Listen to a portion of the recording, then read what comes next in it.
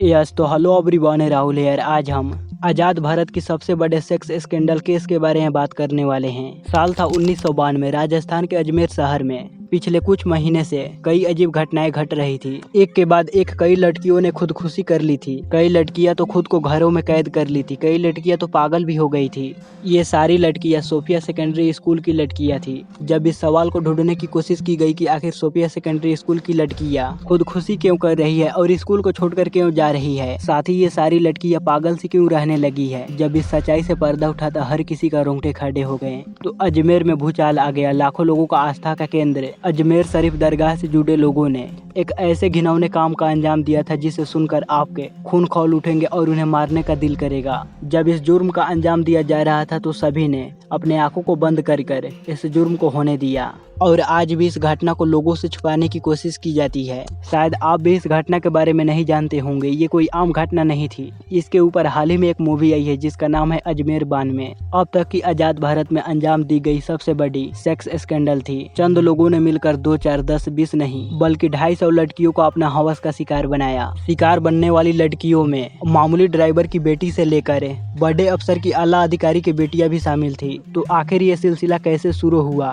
कैसे लड़कियां शिकार बनती चली गई और इस अपराध को अंजाम देने वाले लोग कौन थे और उनके साथ क्या हुआ, इन सारे सवालों का जवाब मैं आगे इस वीडियो में डिटेल में बताऊंगा। दरिंदगी और हैवानियत की इस खेल की शुरुआत 1990 की शुरुआत में हुई थी। इस खेल को शुरू किया था राजस्थान के अजमेर शहर के सबसे बड़े अमीर और सबसे बड़े घरानों में गिने जाने वाले चिश्ती परिवार के कुछ लड़कों ने। ये चिश्ती परिवार वही है जो लाखों लोगों का आस्था का केंद्र अजमेर शरीफ दरगाह की देखभाल करते हैं। इस चिश्ती परिवार की फारूक चिश्ती और नफीज चिश्ती का रुतबा उन दिनों एक सेलिब्रिटी से कम नहीं था। ये लोग उन दिनों संजय दत्त की कॉपी कर शहर में इधर उधर घूमते रहते थे। इनके पास पैसों की कोई कमियां नहीं थी तो ये लोग जमकर अय्याशी भी करते थे। इनके साथ इनके दोस्तों का पूरा गैंग शहर में दिन भर इधर उधर घूमते रहते थे। वैसे तो ये लोग धार्मिक परिवार से आते थे मगर फारूक चिश्ती ने पॉलिटिक्स में अपना करियर बनाने का डिसीजन लिया। इसी सिलसिले में फारूक पहले कांग्रेस पार्टी को ज्वाइन करता है और फिर बहुत जल्द अजमेर कांग्रेस युवा मोर्चा का जिला अध्यक्ष बन जाता है, जबकि नफीज चिश्ती युद्धबीन का ही उप जिला अध्यक्ष बनता है। जबकि इस कांड का एक और आरोपी सैयद अनवर चिश्ती कांग्रेस युद्धबीन का ज्वाइंट सेक्रेटरी बन जाता है। भले ही इनका राजनीतिक पद ऊंचा नहीं था मगर ये लोग जिस परिवार से आते थे उसकी राजनीतिक पकड़ बहुत ही ज्यादा थी। बड़े बड़े आला अफसर इनके हुक्म पे अपना सर झुकाते थे। मंत्री से लेकर विधायक संसद तक इनकी खिदमत में लगे रहते थे। चिश्ती परिवार का रुतबा और पहुंच इतना ज्यादा था कि अगर किसी को किसी काम में दिक्कत आती तो सीधा फारूक चिश्ती के पास ही आता। अपनी मॉडर्न लाइफ स्टाइल की वजह से फारूक चिश्ती और इसके गुर्गे आसपास के स्कूलों में पढ़ने वाले लड़कियों के बीच भी चर्चा का विषय बना रहा था। समय अब यूं ही बीत रहा था। सोफिया स्कूल की 12th क्लास में पढ़ रही एक लड़की एक दिन अपने दोस्त को कहती है कि मुझे गैस कनेक्शन लेना है। इसके अलावा मुझे कांग्रेस पार्टी को भी ज्वाइन करना है ताकि मैं राजनीतिक फील्ड में आगे बढ़ सकूं। सोफिया सेकेंडरी स्कूल उस वक्त गर्ल स्कूल में सबसे टॉप पे गिना जाता था। यहाँ पर अधिकतर शहर के अमीर घराने की ही लड़कियां पढ़ा करती थी। ये वो समय था जिस वक्त सिर्फ एक मामूली गैस कनेक्शन के लिए छोटे आला अफसरों से लेकर मंत्री सांसद तक की सिफारिश की जाती थी। इसलिए लड़की ने जिस दोस्त को अपने गैस कनेक्शन के बारे में कही थी तो वो कहता है कि अगर हम दोनों मिलकर फारूक चिश्ती से इस बारे में बात करें तो वो तुम्हें गैस कनेक्शन दिलवा सकता है, साथ ही तुम्हें कांग्रेस पार्टी में भी एक पद मिल सकती है। अब इस लड़की ने फारूक चिश्ती के बारे में पहले से ही काफी कुछ सुन रखा था। ऊपर से फारूक चिश्ती और उस लड़की की दोस्त की उससे जान पहचान थी, इसलिए वह फारूक चिश्ती से मिलने के लिए तैयार हो जाती है। फारूक चिश्ती से मिलने के बाद गैस कनेक्शन और कांग्रेस पार्टी में ज्वाइन होने की बात करती है। सभी बातें सुनने के बाद फारूक चिश्ती कहता है कि कोई बात नहीं, तुम्हें गैस कनेक्शन मिल जाएगा, साथ ही तुम्हें कांग्रेस पार्टी में भी जगह मिल जाएगी। अब इसी के कुछ दिनों बाद फारूक चिश्ती लड़की को सैयद अनवर चिश्ती से मिलवाता है। सैयद अनवर चिश्ती लड़की से एक दिन गैस कनेक्शन का फॉर्म भरवाता है, साथ ही उसके कुछ फोटोज भी लेता है और कहता है कि ये फोटोज गैस कनेक्शन में काम आएंगे। यहाँ तक सब कुछ नॉर्मल है, यानी कि सब कुछ सही चल रहा था। हर दिन की तरह वो लड़की सोफिया स्कूल से पढ़कर घर आ रही थी। तभी उसके पास रास्ते के बीच आकर एक मारुति गाड़ी रुकी। गाड़ी के रुकते ही उस लड़की ने पहचान लिया कि इसके अंदर फारूक चिश्ती के ही लोग हैं। वो लोग कहते हैं कि हम लोग भी आगे जा रहे हैं, अगर तुम चाहती हो तो हम तुम्हें आगे ड्रॉप कर सकते हैं।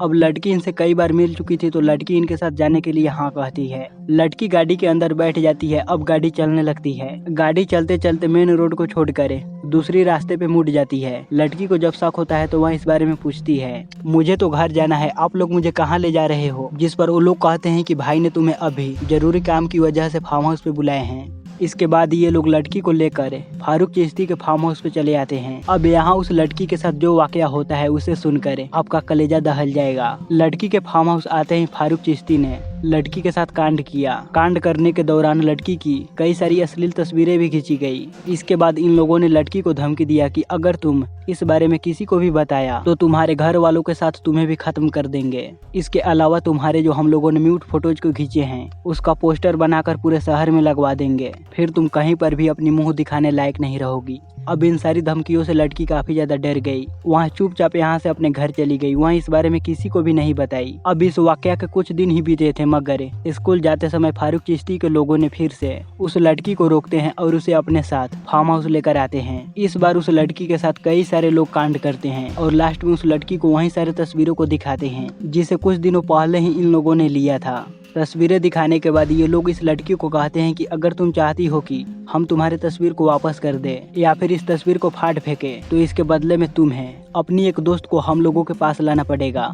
इतना सुनकर वो लड़की इनके पैरों में गिरकर इनसे रहम की भीख मांगने लगी और इनसे अपनी तस्वीरों को मांगने लगी। मगर इन दरिंदों पे कोई असर नहीं पड़ा। ये लोग यहाँ तक कह दिए कि अगर तुम किसी दूसरे लड़की को लेकर नहीं आई तो हम लोग तुम्हारी इस तस्वीर को तुम्हारे पड़ोसियों में बांट देंगे। अब लड़की के पास अपनी दोस्त को लाने के अलावा कोई ऑप्शन नहीं बचा था। वह हर दिन की तरह स्कूल जाना शुरू करती है और अपनी एक दोस्त को किसी बहाने से फारूक चिश्ती के फार्म हाउस पर लेकर चली ही आती है। फारूक चिश्ती और इसके लोग इस लड़की के साथ भी जबरदस्ती कांड करते हैं। इस लड़की की भी इसी तरह तस्वीरें खींच लेते हैं और कुछ दिनों के बाद इस लड़की को भी इसी तरह धमकाया जाता है। इस लड़की को भी दूसरी एक नई लड़की लाने के लिए कहा जाता है और यहीं से यह सिलसिला चल पड़ता है। अब लड़कियां यहाँ आती गई, ये दरिंदे सब उनकी तस्वीरें लेते गए और उन तस्वीरों से उन्हें ब्लैकमेल कर उन्हें नई लड़कियां लाने के लिए कहते गए। अब देखते ही देखते पीड़ित लड़कियों की संख्या दर्जनों से सैकड़ों में पहुंच गए। अब सब कुछ बर्दाश्त से बाहर जाने लगा। तब दो लड़कियों ने हिम्मत कर इन सारी वाकया के बारे में एक कांस्टेबल को बताई।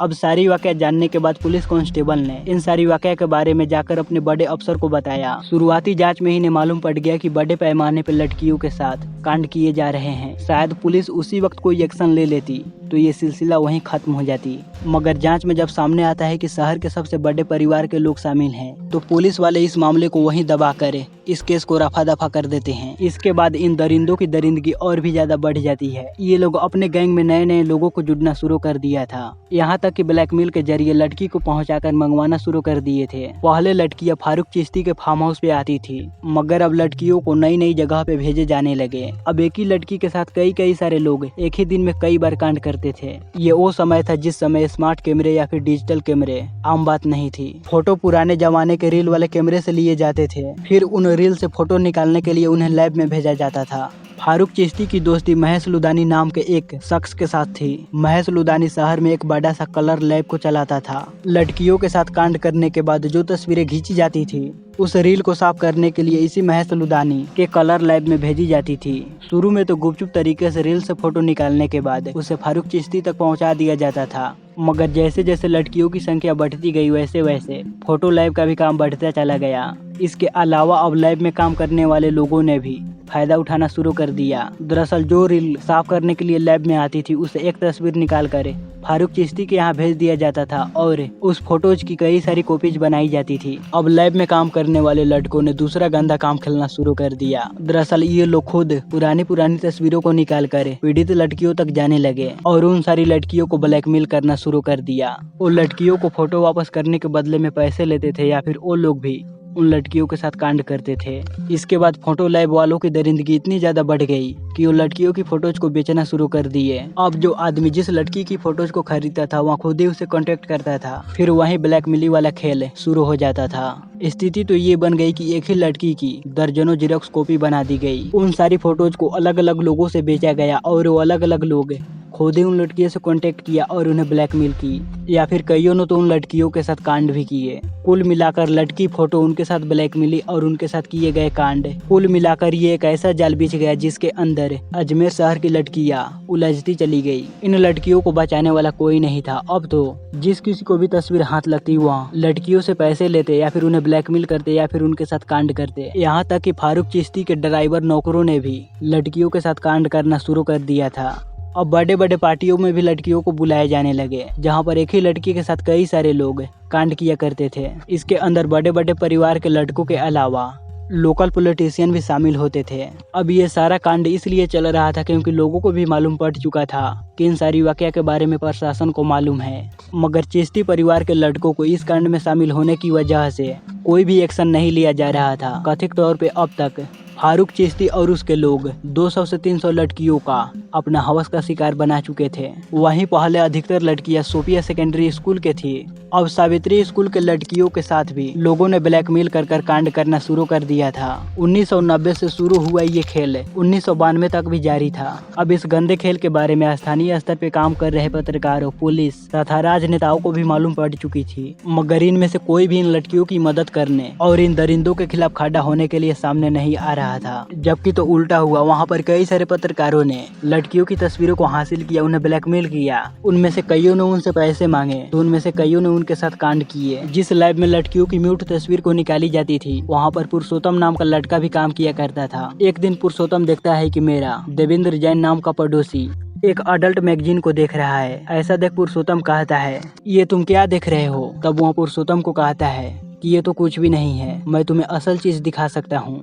ये सुनकर देवेंद्र जैन चौंक जाता है और कहता है कि असल चीज क्या है। इसी के बाद देवेंद्र पुरुषोत्तम के साथ डील करता है और इस डील के तहत पुरुषोत्तम लैब से तस्वीरों को निकालकर देवेंद्र को देता है। इन तस्वीरों को देखकर देवेंद्र पूरी तरह हैरान रह जाता है क्योंकि ये लड़कियां आसपास के ही रहने वाली थी। देवेंद्र समझ जाता है कि ये खेल बहुत बड़ा है। इसी के बाद वह इन तस्वीरों की और भी सारी कॉपी बनवाता है, जिनमें से वह कुछ तस्वीरों को उन दिनों अजमेर में छपने वाली हिंदी अखबार दैनिक नवज्योति को भेजता है। अब इस मामले में दैनिक नवज्योति अपनी स्तर से जांच शुरू कर देती है। जांच के दौरान इन्हें मालूम पड़ता है कि शहर में एक ऐसा गैंग काम कर रहा है जो सोफिया सेकेंडरी स्कूल तथा सावित्री स्कूल में पढ़ रही लड़कियों को पहले अपने जाल में फंसाया जाता है, फिर उनके साथ कांड करते हैं और उनकी तस्वीरों को लेकर उन्हें ब्लैकमेल करते हैं। कई महीनों की मेहनत के बाद नवज्योति अखबार की संपादक दीनबंधु चौधरी ने अपने स्तर से दर्जनों सबूत इकट्ठा किए। इसके बाद उन्होंने शहर के बड़े बड़े अफसरों से मिले और उन्हें ब्लैकमेलिंग सेक्स स्कैंडल के बारे में बताया, मगर कोई भी फारूक चिश्ती और उसके गैंग के खिलाफ कार्रवाई करने के लिए सामने नहीं आया। ज्यादातर अधिकारियों ने इस मामलों को ये कहकर दबाने की कोशिश की कि इसमें ज्यादातर लड़कियां हिंदू हैं, जबकि इन दरिंदगी को अंजाम देने वाले लोग अधिकतर मुस्लिम हैं। अगर इस केस का खुलासा हुआ तो शहर में दंगे छिड़ जाएंगे, क्योंकि 1992 का दौर देश में बहुत ही ज्यादा कमजोर था, क्योंकि हर जगह देश के हर कोने में दंगे काफी ज्यादा हो रहे थे और इससे धार्मिक तनाव और भी ज्यादा बढ़ा हुआ था। कई बड़े बड़े अफसरों तो चिश्ती परिवार का नाम सुनते ही जांच करने से मना कर दिया। कई महीनों तक दीनबंधु चौधरी एक अफसर से दूसरे अफसर, दूसरे अफसर से तीसरे अफसर, एक नेता से दूसरे नेता, इसी के चक्कर लगाते रहे, मगर किसी ने भी इनकी गुहार को नहीं सुनी। तब इन्होंने अंत में डिसाइड किया कि मैं इन सारी सच्चाई को अपने अखबार में छापूंगा। इसी के बाद 22 अप्रैल 1992 को नवज्योति अखबार में अजमेर सेक्स स्कैंडल पे एक डिटेल में खबर छापी। उम्मीद की जा रही थी कि इस खबर के छपने के बाद पुलिस मजबूरी में आकर जरूर इस केस का इन्वेस्टिगेशन करेगी, मगर हुआ इसका बिल्कुल उल्टा। पुलिस अखबार में छपी खबरों का विरोध करने लगे और कहे कि इस न्यूज में कोई दम नहीं है, क्योंकि इस मामले पे एक भी सबूत पेश नहीं किया गया है। अब इस खबर के छपने के बाद नवज्योति में काम कर रहे पत्रकारों तथा संपादक को धमकियां मिलनी शुरू हो गई। हर तरह से इन्हें रोकने की कोशिश की जा रही थी, मगर नवज्योति इंसाफ दिलाने की कोशिश में लगे हुए थे, इसलिए कहीं से किसी ने भी कोई एक्शन नहीं लिया। तो 15 मई 1992 को फिर से इस खबर को नवज्योति ने कवर किया और इस बार खबर तस्वीरों के साथ छापी गई थी। उन तस्वीरों में आरोपियों को साफ देखा जा रहा था, जबकि लड़कियों को चेहरे को थोड़ा ब्लर कर दिया गया था।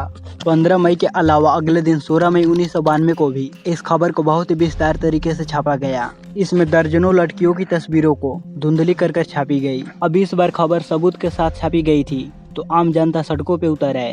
अब पूरे अजमेर में गुस्से का माहौल छा गया। हर कोई फारूक चिश्ती और उसके लोगों की इंक्वायरी चाहता था। शहर में दंगे का माहौल छाने लगा। पहली बार पूरी तरह से अजमेर शहर को बंद कर दिया गया। विभिन्न संगठनों और राजनीतिक दलों के द्वारा 3 दिनों के लिए अजमेर को बंद कर देने का ऐलान किया गया। हालात इतने ज्यादा बिगड़ गए कि प्रशासन द्वारा अजमेर में NSA लागू किया गया। अब पुलिस के पास आरोपियों पे कार्रवाई करने के अलावा कोई रास्ता नहीं बचा था, लेकिन पुलिस इतनी बेशर्मी से काम कर रही थी कि लोगों का गुस्सा फिर से उबाल मारने लगा। पुलिस का कहना था कि अखबार में छपे गए खबर के आधार पर हम किसी को गिरफ्तार नहीं कर सकते। जब तक कोई आकर FIR दर्ज नहीं करवाता तब तक हम कोई एक्शन नहीं ले सकते। नवज्योति के अलावा इस खबर को स्थानीय स्तर पे छापे जाने वाला लहरों की बरखा में भी इस खबर को बहुत ही डिटेल में छापा गया। इस अखबार को पत्रकार मदन सिंह चलाते थे।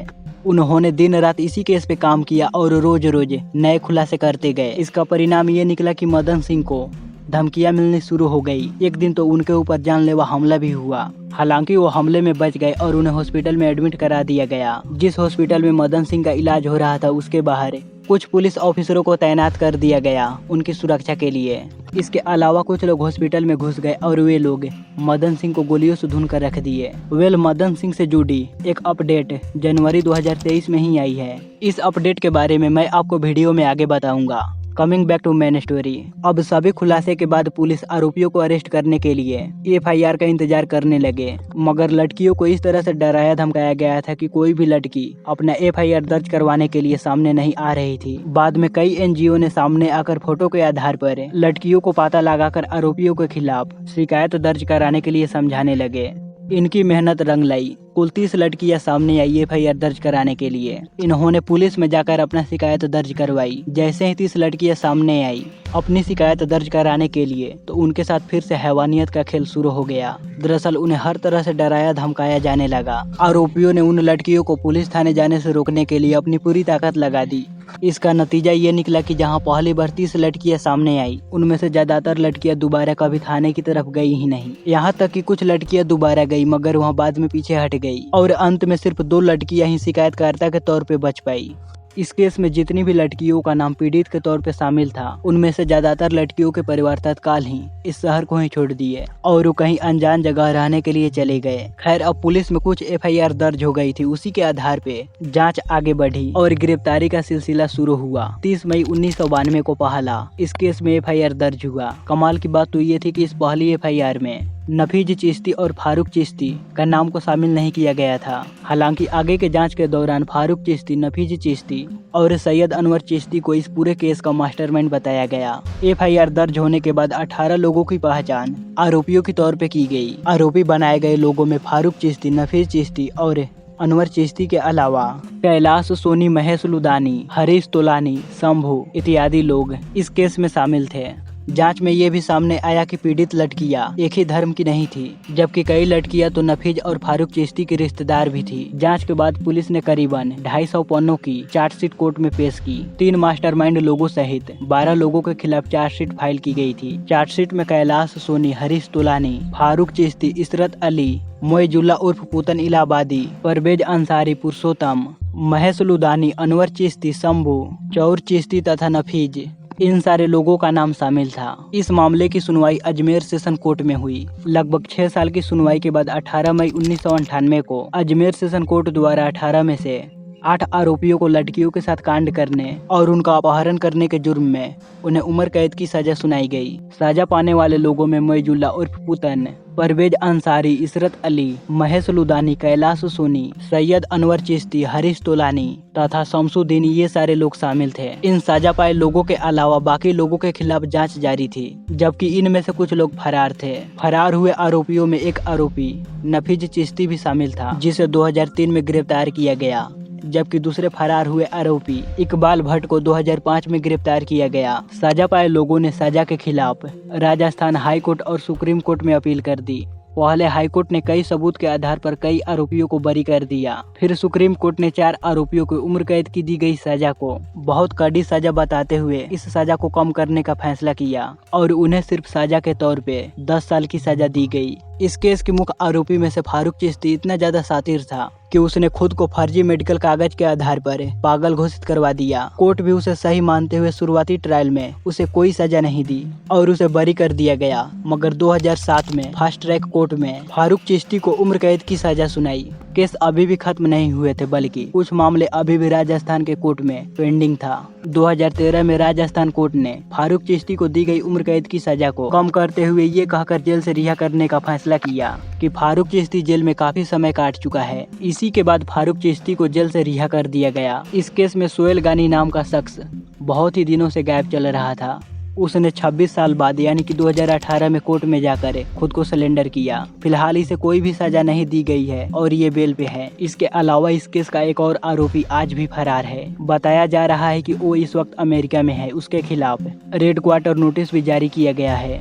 इसके अलावा कई आरोपियों के खिलाफ पोस्को कोर्ट में मामला चल रहा है, लेकिन अब तक एक भी आरोपी जेल में नहीं है, बल्कि सभी आराम से मजे से बेल पे अपनी जिंदगी को काट रहे हैं। अगर आपको याद हो तो मैंने वीडियो में कुछ देर पहले ही पत्रकार मदन सिंह के बारे में जिक्र किया था, जो लगातार इस केस को कवर करते हुए इसके बारे में खबरें लिख रहे थे और इसी बीच उनकी हत्या कर दी गई। अब अपडेट ये है कि 7 जनवरी 2023 को मदन सिंह के 2 बेटों ने मिलकर सवाई सिंह नाम की शख्स को गोली मारकर हत्या कर दी। कथित तौर पे सवाई सिंह ने ही मदन सिंह की हत्या की थी। सवाई सिंह की हत्या करने के बाद मदन सिंह के बेटों ने चिल्लाकर कहा कि हमने अपने पिता का मौत का बदला लिया है। फिलहाल मदन सिंह के दोनों बेटे इस वक्त जेल में हैं। अब इस केस की बात करें तो कोर्ट रिकॉर्ड में सिर्फ 16 लड़कियों को ही पीड़ित बताया गया है, जबकि अलग अलग सोर्स से ये मालूम पड़ा है कि कम से कम इन दरिंदों ने 100 लड़कियों का अपना शिकार बनाया था। दावा तो ये किया जाता है कि शिकार हुई लड़कियों की संख्या 200 से लेकर 500 तक हो सकती है। इतनी अधिक संख्या में शिकार होने के बाद कुछ ही लड़कियां कोर्ट आ पाई। इसकी सबसे बड़ी वजह यह है कि लड़कियों को काफी ज्यादा परेशान किया जाने लगा।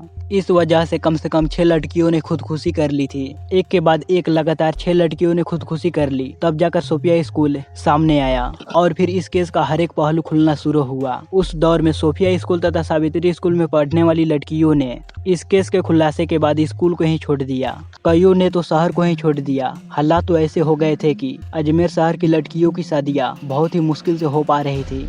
जो शादी करने के लिए राजी होता था वह सबसे पहले पुलिस स्टेशन या फिर कई लैब में जाकर फोटो के जरिए ये मालूम करने की कोशिश करता था कि कहीं ये लड़की ये चल रही केस में पीड़ित तो नहीं है। जैसे कि मैंने बताया कि इस केस से जुड़े सारे आरोपी बेल पे जेल से बाहर हैं, जबकि इस केस की सुनवाई आज भी समय समय पर होती रहती है और इस केस में गवाही देने के लिए अक्सर पीड़ित महिला को कोर्ट तक आना पड़ता है। इसी से जुड़ी केस के सुनवाई के सिलसिले में दिसंबर 2022 में एक महिला को गवाही देने के लिए बुलाया गया। सुनवाई के दौरान उन्होंने जज और वकील से कोर्ट में रोते हुए कहा कि आप अभी भी मुझे बार बार कोर्ट में क्यों बुला रहे हैं? अब तो 30 साल भी हो गए हैं, मैं दादी बन चुकी हूँ। मुझे आप अकेला छोड़ दे, मेरा भी परिवार है, मैं उन्हें क्या बताती रहूंगी। अब इस वाकया को सुनने के बाद कोर्ट में कई मिनटों तक सन्नाटा छा गया। किसी के पास भी महिला का इस बात का जवाब नहीं था। शायद इस केस की सैकड़ों पीड़ित महिलाओं को पहले ही अंदाजा हो गया था कि यहाँ इंसाफ की लड़ाई सजा से कम नहीं है, इसीलिए वो लोग शायद पीछे हट गए थे। जो महिलाएं सामने आई वो इंसाफ के नाम पर अभी भी सजा ही काट रही है, जबकि जिन्हें सजा मिलनी चाहिए थी वो इस वक्त चैन की सांसें ले रहे हैं। गाइज, क्या आपको पहले से इस केस के बारे में जानकारी थी? कमेंट बॉक्स में जरूर बताइएगा। अगर आप इस चैनल पर पहली बार आए हैं तो इसे सब्सक्राइब भी कीजिए, क्योंकि मैं इसी तरह का रियल घटनाओं पे घटित वीडियो लाता रहता हूँ। गाइज, आपको ये वीडियो कैसा लगा प्लीज हमें लाइक और कमेंट कर जरूर बताइएगा।